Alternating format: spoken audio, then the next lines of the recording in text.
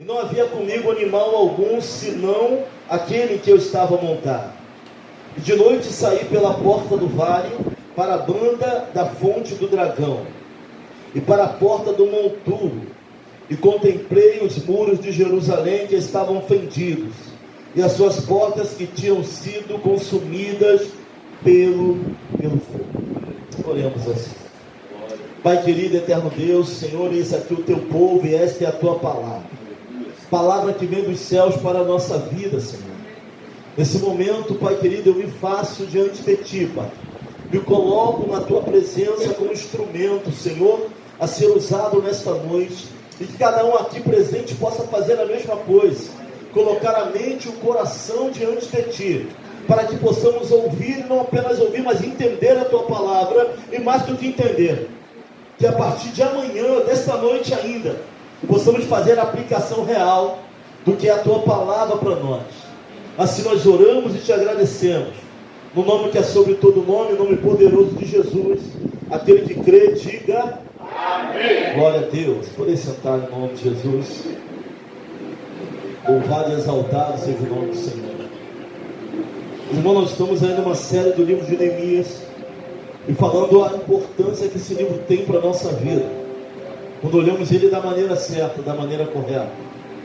Deixa eu fazer aqui uma retrospectiva breve do que falamos na quarta-feira passada sobre o livro de Neemias. Nós falamos que no capítulo 1, versículo 2, Neemias recebe a visita do seu parente Hanani. Neemias está no período do pós-cativeiro, ou seja, o Império Medo-Persa agora é quem dominava, quem mandava, já não era mais Babilônia, estava sob o comando do rei Artaxerxes. E ele ouviu falar através de seus irmãos, Hanani, do seu parente, de que ele pergunta, é Neemias quem pergunta, não é Hanani quem sai falando. Ele pergunta como está o povo lá em Jerusalém, os que fugiram do cativeiro. E Hanani vai falar que os muros tinham sido queimados, estavam fendidos, as portas queimadas, o muro fendido, e o povo que estava ali estava em grande miséria. Neemias, copeiro, Neemias provavelmente nasceu no cativeiro babilônico. Neemias provavelmente não tinha um contato muito grande com a terra natal de seus pais. Seu cativeiro ali lhe durou mais ou menos 70 anos. Neemias era um homem, segundo estudiosos, de meia idade, 38, 39, por aí.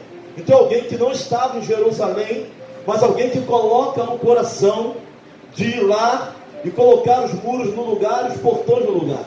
Neemias poderia ter ficado na dele, irmãos, mas ele entra. O nome Neemias significa o Senhor consolou. Mas Neemias agora vai sair da posição de consolador para a posição de intercessor. E ele pergunta como está o povo que fugiu, ou seja, que saiu do cativeiro. A preocupação de Neemias era com o povo que saiu, não é um povo cativo, e trazendo para o mundo espiritual. Pastor, Deus está preocupado com o povo cativo que está lá fora? Está. Mas também está preocupado com aqueles que não é mais cativo, que já saiu do sistema do mundo, mas que também não está vivendo uma situação muito boa. Isso é possível, pastor? É. É possível não estar mais cativo e não estar bem? É. É possível não estar mais cativo e estar passando por guerra? É. É possível não estar mais cativo e vivendo num cativeiro e mesmo assim está passando por lutas? É possível. E se Deus tem projeto, irmãos, para aqueles que estão cativos de libertação, muito mais para aqueles que já não estão, mas que ainda assim têm passado por dificuldades, lutas e guerras na sua vida.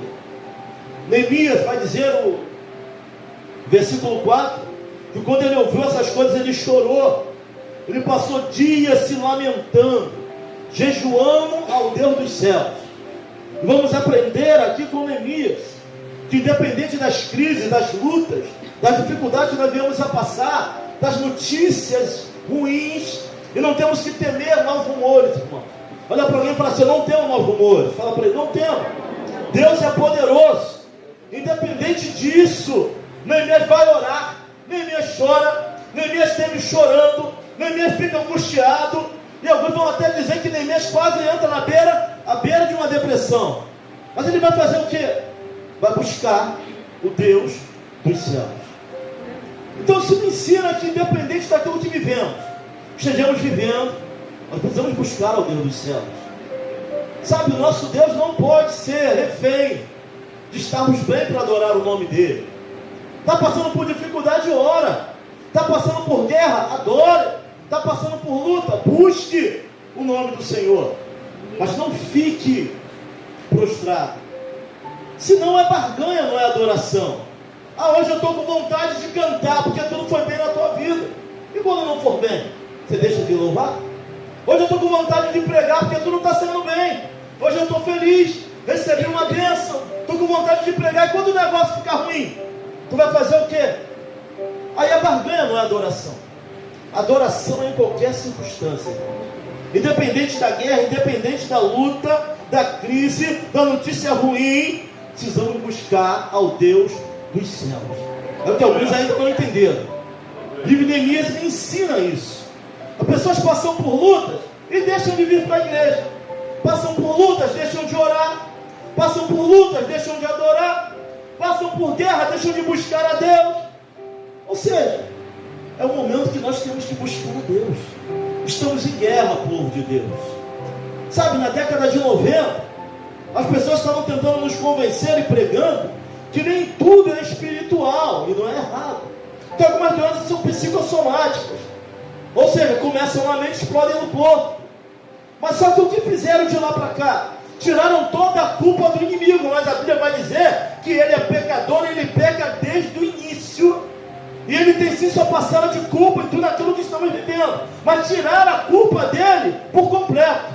E agora na nossa geração está pregando o quê? Tentando voltar a culpa que é dele. Nem tudo é o inimigo, eu sei. Nós temos o livre-arbítrio também. Mas ele tem a parte dele nas lutas e nas guerras também que estamos vivendo. E quero falar para você nessa noite. Ele continua sendo letal. Ele, se não vigiar, ele cria uma bagunça, uma confusão, e só Jesus para botar as coisas no lugar. Mas Neemias vai adorar o nome do Senhor. Neemias estava triste. Olha para alguém e fala assim: está triste, angustiado? Faça a propósito. Busca o Deus dos céus. Está aflito? Está ansioso? Busca o Deus dos céus. Ora, desça. Porque Deus, ele pode alinhar nossas emoções, aquilo que ele tem para a nossa vida. E agora no versículo 6 nós vamos ver o consolador, passar de consolador para intercessor. Ele vai dizer: confesso, versículo 6 aí, parte B, confesso o pecado que nós israelitas temos cometido contra ti. Sim, eu e o meu povo temos pecado. Neemias nem estava em Jerusalém. Neemias nem havia nascido ainda, provavelmente quando o povo foi mandado para o cativeiro babilônico. Povo do reino do sul e reino do norte. Vem pecado, vem caindo. Neemias já nasce prisioneiro, irmão. Para a gente entender o que é oração e o que é intercessão.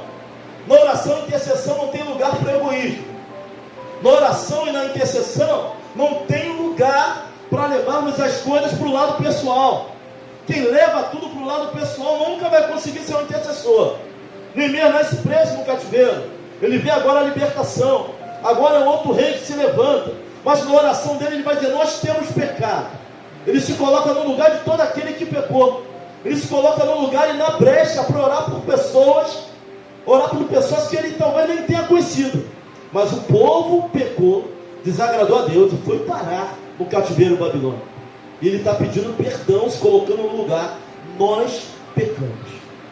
E algumas coisas não acontecem na nossa vida, porque às vezes pedimos e realmente a Bíblia diz: pediste e não recebeste porque pediste mal. O intercessor, ele não tem tempo. Senhor, perdoa o pecado da juventude. Você se coloca na brecha. Eu nem oro. É o nosso pecado. É o pecado dos nossos filhos. É o pecado da nossa igreja. É o pecado do nosso povo. Senhor, cura nossas mulheres. Sabe, você está orando de repente pela mulher do irmão que está ao seu lado. Mas assume aí a responsabilidade. Neemias era intercessor. Ele assumia a responsabilidade. E é difícil orar por pessoas que te fizeram mal.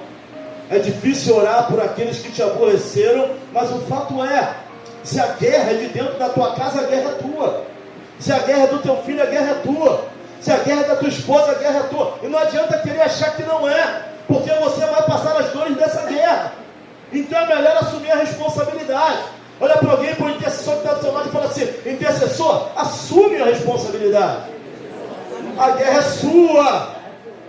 É nossa guerra, é nossa luta. É nossa dificuldade, é o nosso pecado. É nosso. Ele entra. Então nós aprendemos isso com Neemias na semana passada. Agora, no versículo 10, vai dizer que Sanbalate e Tobias, quando ouviram falar que queriam o bem de Israel, ficaram muito irritados. Meus irmãos, acredite, pessoas vão ouvir a tua vitória no Facebook, vão ver a notícia do que está acontecendo na tua vida no Instagram, e vai ter assim de gente irritada, aquilo que Deus vai fazer na tua e na minha vida. Para o bem do povo de Deus, Sanbalate e Tobias se levantam logo e ficam irritados, só de saber que estava chegando alguém em Jerusalém, alguém que havia pedido cartas ao rei, não só carta, mas material para passar pelas fronteiras, porque os governadores barravam a passagem até chegar em Jerusalém. Sabe, podem até não ir com a tua cara, podem até não gostar de você, mas se Deus te deu carta, não tem o que fazer, você vai passar. As coisas vão acontecer, alguns vão acreditar ou não, mas se o decreto veio de cima, você vai passar pelas fronteiras, você vai passar pelas barreiras. Podem não dar nada pelo teu ministério, pela tua vida, por aquilo que você é, mas se Deus já decretou, vai acontecer. Neemias tinha cartas, mas mesmo assim Sanbalate e Tobias ouviram falar e ficou irritado. Tem gente irritada com aquilo que Deus vai fazer. Tem gente irritada porque essas portas ainda não fecharam. Tem gente irritada porque você ainda está de pé. Tem gente irritada porque aquele que não pregava está pregando, aquele que não orava está orando, aquele que não via começou a sentir no coração um desejo de buscar mais o Senhor. E o inferno se levanta e vai sempre se levantar contra a nossa vida. Pessoas ficam irritadas. Sanbalate e Tobias ficaram irritados. Só de ouvir que tinha pessoas querendo o bem dos moradores que ficaram ali em Jerusalém. Porque para alguns é melhor que você continue cego. Para alguns é melhor que você nunca veja. Para alguns é melhor que você nunca arranje. Para alguns é melhor que você nunca abra a boca para glorificar o nome do Senhor. Para alguns é melhor que você não cante. Para alguns é melhor que você não pregue. Para alguns é melhor que você não ore. Mas só que a vontade de Deus não é essa para a nossa vida. Deus tem muito mais para a nossa vida. Versículo 11, versículo 12. Ele chega em Jerusalém. A viagem é difícil, tá? Vem Zorobabel, vem Esdra, e cada um participa um pouco da reconstrução, seja do templo, seja dos muros. Esdra é chamado de reformador. Esdra veio trazer uma reforma espiritual no meio do povo de Deus. O povo estava misturado, casado com outras mulheres. Já Neemias, ele vem com a posição estratégica, levantar os muros, Senhor. Nossa adoração precisa de muros, sabe? A nossa fé precisa de muros. Não é qualquer um que pode entrar naquilo que a pessoa fala. Às vezes a gente ouve algo de alguém. Olha, meu irmão, tu é muito fraquinho, tu é muito, já fica abalado. Cadê o muro da tua adoração? Cadê o muro, os muros do teu louvor? Cadê os muros daquilo que você acredita que está fazendo para Deus? Tem que ter. Neemias vem com essa parte estratégica. Neemias era teólogo? Não. Escriba era ele. Vamos dizer que Neemias era lei. Alguém que não era escriba, não era doutor da lei, mas ele é alguém que se levanta, é alguém que ouve. Olha a importância da família. Quem passa para Neemias o que é Jerusalém? Quem passa para Neemias os montes de Sião? Quem passa para Neemias a terra natal? Se possivelmente ele nasceu no cativeiro babilônico. A única coisa que a Bíblia revela é que seu pai, fala do pai dele, o nome do pai dele. Não vai falar da mãe, até porque na genealogia não entra a mulher. Se você for olhar a genealogia bíblica, só vai ter nome de homem. Alguns vão dizer que Neemias era louco, porque não vai falar de mulher, não vai falar de família. Mas eu não estou entrando nesse mérito. Alguns vão dizer, o pastor não está dizendo nada. Mas Neemias, ele ouve, ele aprende. Alguém ensina para Neemias. E como alguém que nunca viu pode ter tanto amor por uma terra onde nunca passou. Fala para o irmão, seu aprendizado foi bom. Fala para ele. Foi bom. Alguém falou sobre o monte de Sião. Sabe quando a gente ensina os nossos filhos, irmãos? Eles vão guardar aquilo no coração. Neemias guarda isso sem nunca ter pisado lá. Ele tem amor por uma terra, dos sepulcros, da terra natal dos meus pais, dos pais. Ele sente algo no coração sobre Jerusalém. E entra numa guerra que alguns vão falar, essa guerra não era dele, pastor. Mas ele entra nessa guerra. Neemias chega, não fala com ninguém, 3 dias, quieto. Quando à noite ele vai ver, porque ele não está duvidando de Anani. Ele recebe a notícia através de Anani. Mas além de receber a notícia, ele ora, então ele acredita. Ele tem o favor do rei e ele vai. Mas ele quer ver, ele quer fazer uma análise daquilo que estava acontecendo em Jerusalém. Não por falta de não acreditar. Tem coisas que as pessoas vão nos falar, mas é necessário você analisar. Nós temos dificuldade com análise. Nós temos dificuldade em parar para ver, em parar para entender. Não, mas fulano falou. Não, nós temos que analisar. Temos que ver as coisas através da ótica dos nossos olhos, irmãos. Quem vai só pela cabeça dos outros é piolho. Sabe, a fulano é assim. Eu acredito, se eu estiver me relacionando com fulano, eu vou ver se realmente ele é assim. Porque quem está falando pode não ter se dado muito bem com fulano, mas eu posso cuidar. Então Neemias ele vai ver. Neemias ele vai analisar, ele saqueia. Temos que entender que na reconstrução, seja lá do que for, seja familiar, seja espiritual, seja profissional, quando se fala de edificação, não dá para tu falar com todo mundo. Quando se fala de sonhos, não dá para tu falar com todo mundo.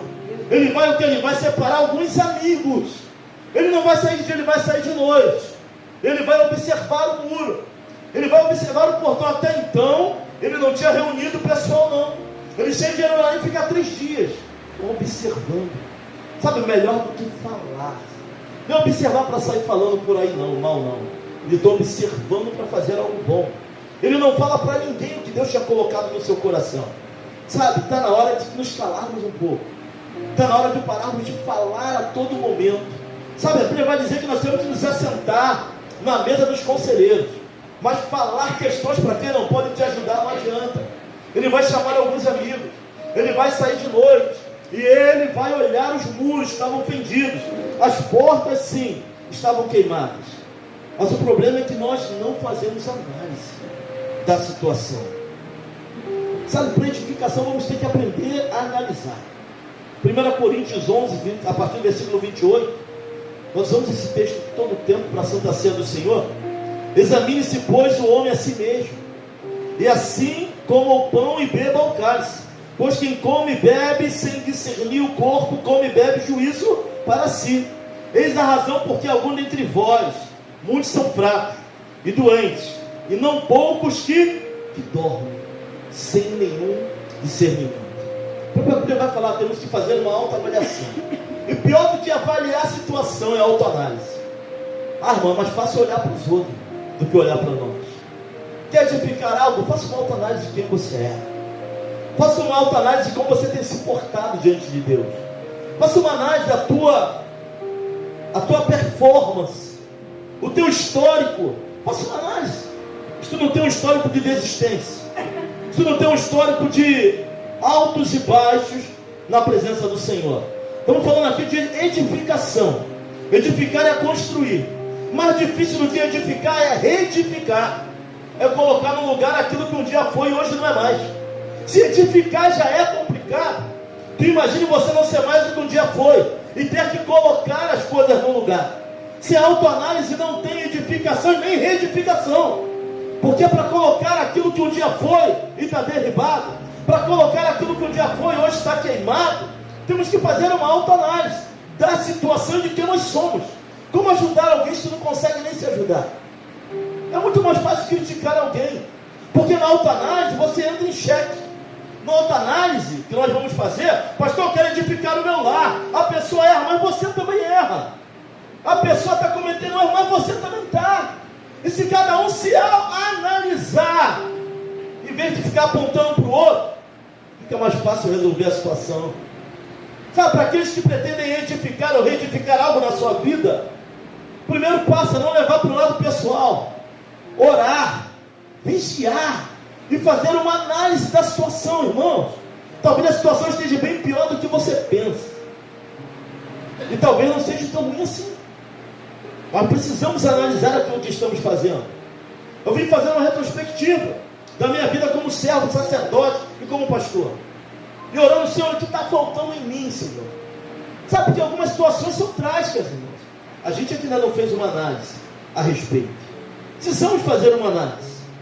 Por isso alguns dormem, por isso alguns fraquejam, por isso alguns vivem mal na sua trajetória, porque não se analisam. É o momento de fazer uma análise. Será que o problema está com os outros ou também está comigo? Será que a dificuldade é sempre as outras pessoas ou também sou eu?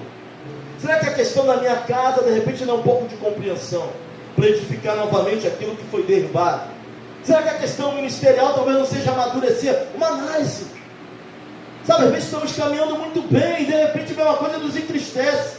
Ao invés de fazermos como Neemias, buscar o Deus dos céus, magoados ou não, tristes ou não, às vezes você não consegue salvar todo mundo. Vida cristã não é jogo de Xbox. Não dá para salvar todo mundo, alguns vão morrer. Tem juventude que hoje é pastor, hoje é diácono, está casado. Nós perdemos jovens para o homossexualismo ao longo da caminhada. Alguns vão perder jovens aí para a criminalidade. Alguns vão descer à sepultura daquela maneira. Não dá para salvar. Mas é uma autoanálise da nossa vida. Neemias vai analisar. Vai olhar os muros. Neemias vai olhar os danos. Você quer guerrear, mas sem enxergar não dá. Para guerrear tem que entender com clareza aquilo que está acontecendo à nossa volta. Analisa. Não anda de qualquer maneira. Não entra nessa guerra de qualquer maneira. Analisa o muro. Analisa os portões. Vê o que foi destruído. Vê o que sobrou para você poder lutar. Vê o que ainda dá para aproveitar. Sendo que Deus não dá jeito no jeitinho. Mas fácil Deus colocar tudo no chão e fazer de novo, irmão. Não preenche buraco. Sabe, com ele não tem meio. Ele bota tudo no chão e edifica novamente. Porque se formos olhar para a Bíblia, ele faz de novo. Quebra o vaso e faz novamente, conforme ele quer. Precisamos analisar a nossa trajetória. Estou falando aqui de edificar, de reedificação. Chama alguns amigos. Fala menos. Estamos num tempo de falar muito não. Para de achar. Se não tem certeza, nem acha. Pode nem ser isso. Tem que analisar. Cada caso é um caso. Cada guerra é uma guerra. Não dá para fazer tudo só. Peça ajuda. Sabe, ele vai contar com aqueles que sobraram do cativeiro. Esse pastor, mas eles estavam em grande miséria, mas não estavam cativos. Deus pode mudar a nossa trajetória. Deus pode mudar aquilo que está acontecendo ao nosso redor. Pastor, estou passando por luta, mas cativo você não é mais. Estou passando por guerra, mas cativo você não é mais. A guerra espiritual está tremenda, mas cativo você não é mais. E ele está contando com o quê? Com aqueles que sobraram, que estão passando por guerra, estão em grande luta, mas que não são mais cativos. Então Deus está contando comigo e com você. A peleja até é grande, mas cativo não estamos mais. Observa, olha ao seu redor, olha o estrago, olha a guerra. Faça uma autoanálise da situação. Portas e muros destruídos não é algo normal. Não é normal. Tem coisas acontecendo na nossa vida que não é normal. Pastor, isso aí é comum. Pode ser comum, mas não é normal. Famílias destruídas, não é normal. Todo mundo adora a Deus, está tudo ruim, não é normal. Pode ser comum. Passar por guerra espiritual a todo tempo, não é normal. As guerras vêm. Tem momentos que nós vamos sorrir, mas anos e anos passando por nada, não é normal. Frieza espiritual, não é normal. Vontade de não adorar a Deus, não é normal. Vontade de não ir para o culto, não é normal. Subtrair o culto para fazer qualquer outra coisa, qualquer resenha te tira da presença, não é normal. Não oro, não é normal. Se é cristão tem que orar. Não leio Bíblia, não é normal. E se você aceitar, se eu aceito isso como normal, sou um cristão medíocre. O que é medíocre? Alguém na média. Neemias não era medíocre, era alguém acima da média. Ele não se conformou com o muro derribado e portas queimadas. De repente, para alguém, era normal. Ah, já está aí, foi Nabucodonosor, saqueou o templo. Mas ele não se conforma, porque ele não era medíocre, era alguém acima da média. O problema é que nós estamos nos conformando com algumas guerras, irmãos. Pastor, já estou conformado com isso. O que eu vou fazer? Meu irmão, não fazer nada é diferente de esperar em Deus. Quem espera em Deus, espera orando, espera de joelho, espera chorando, passe no pó. Tem coisas que não dava para você falar. Jesus vai dizer o que por discípulos? Ele ressuscita, fica 40 dias ensinando, ascende aos céus, e ele vai falar o que antes? Que virá um outro Consolador, o Espírito da verdade. 10 dias eles esperando o Espírito Santo, o dia de Pentecostes, esperando o quê? Fazendo churrasco? Esperando o quê? Murmurando? Esperando o quê? Reclamando? Estavam fazendo o quê aos 10 dias?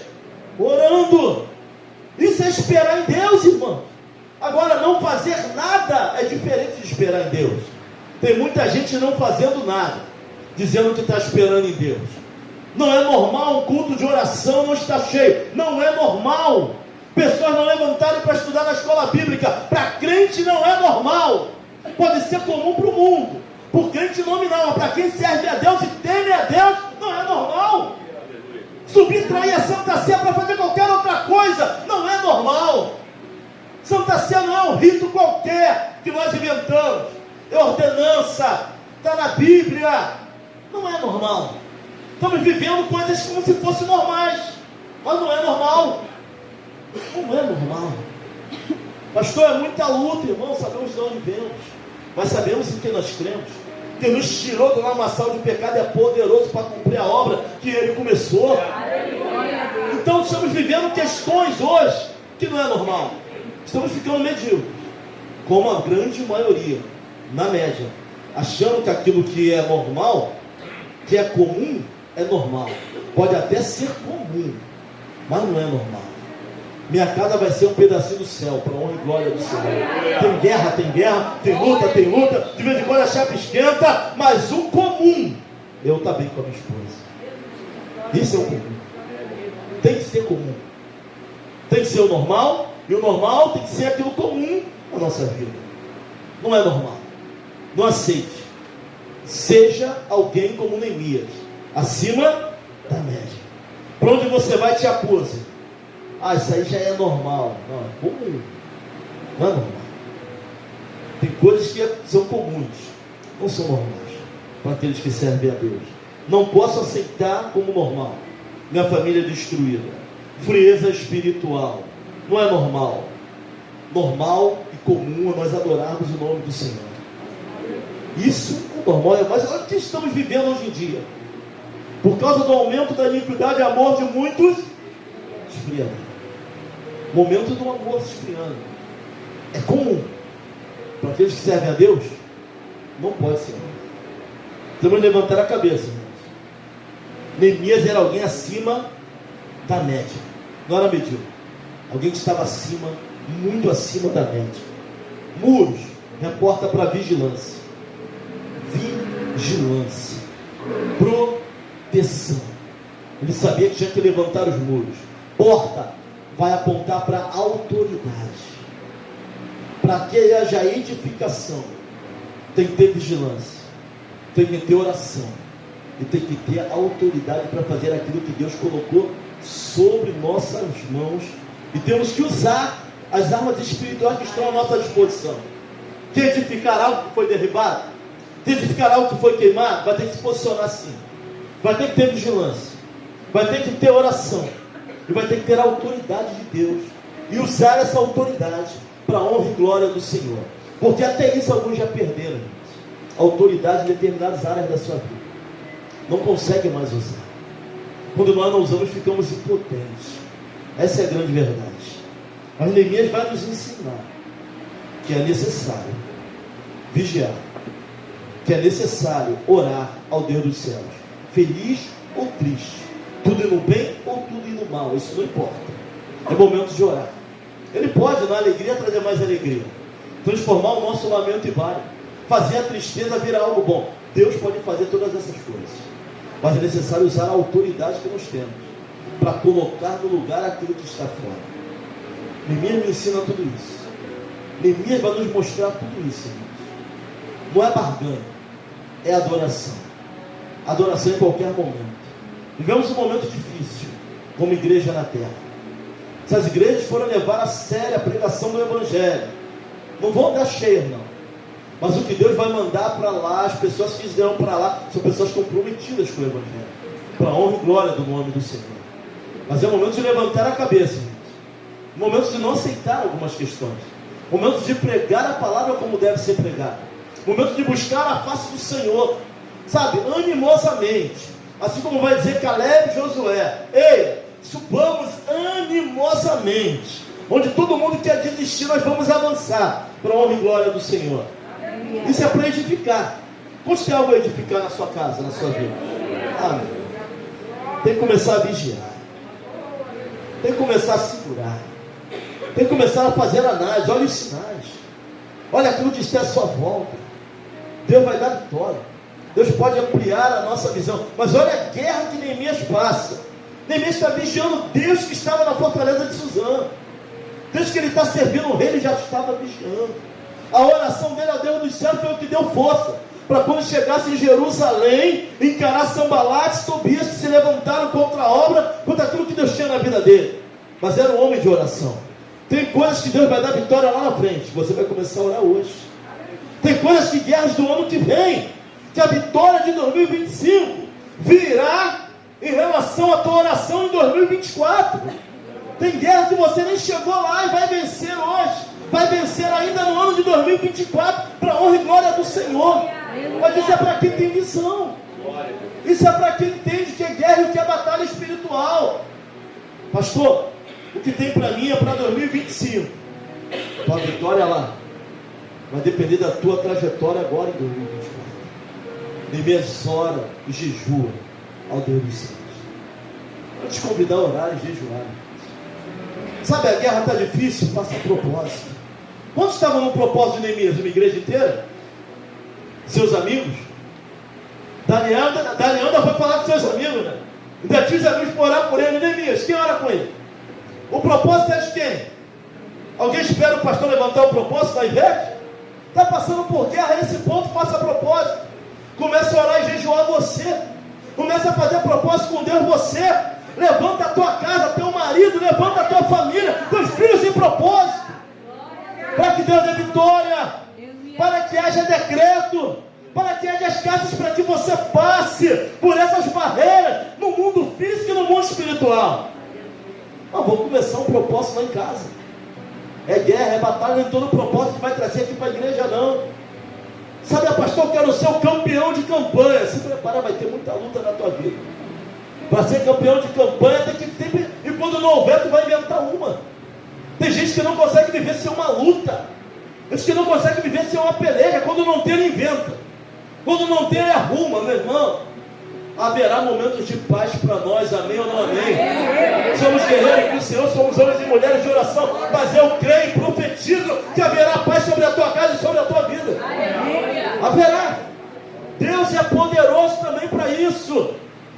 Pastor, estou numa guerra há 20 anos. Não é normal.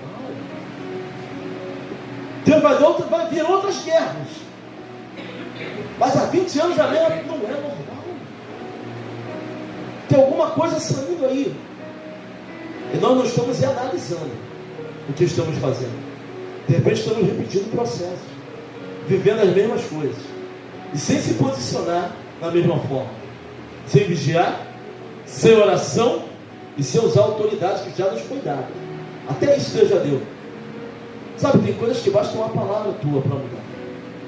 Não, pastor, a palavra é de Deus. Não, tem coisas que Deus está esperando um posicionamento nosso para poder fazer na nossa vida.